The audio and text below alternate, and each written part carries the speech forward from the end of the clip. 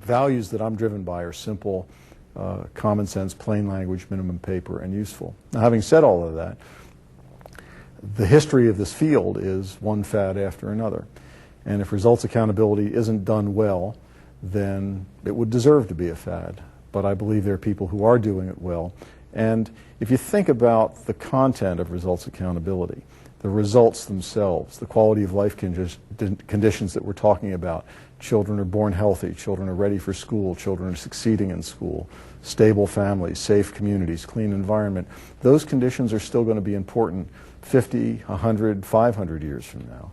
So the foundational building blocks of this framework are going to be around for a long time.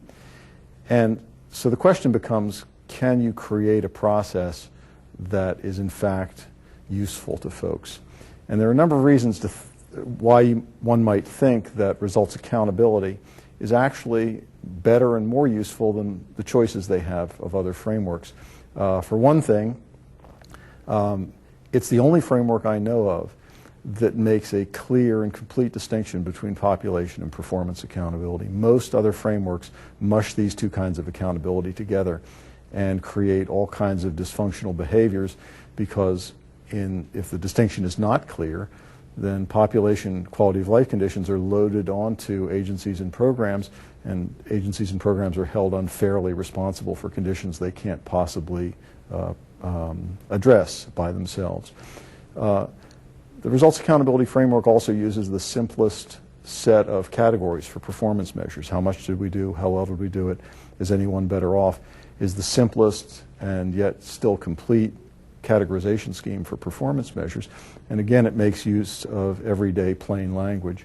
And finally, results accountability uses a simple 7-step talk to action thinking process that people can get through in an hour. And most planning processes are long, cumbersome, drawn-out affairs where at the end of an hour you have maybe the first step started. And here it's possible to get all the way from talk to action and the beginnings of an action plan in less than an hour. I think these strengths give this approach some staying power. And if we can find the opportunities to implement it well and to create a track record, and we are in fact doing that, we are building a track record of success, then I think it's going to be around for a while.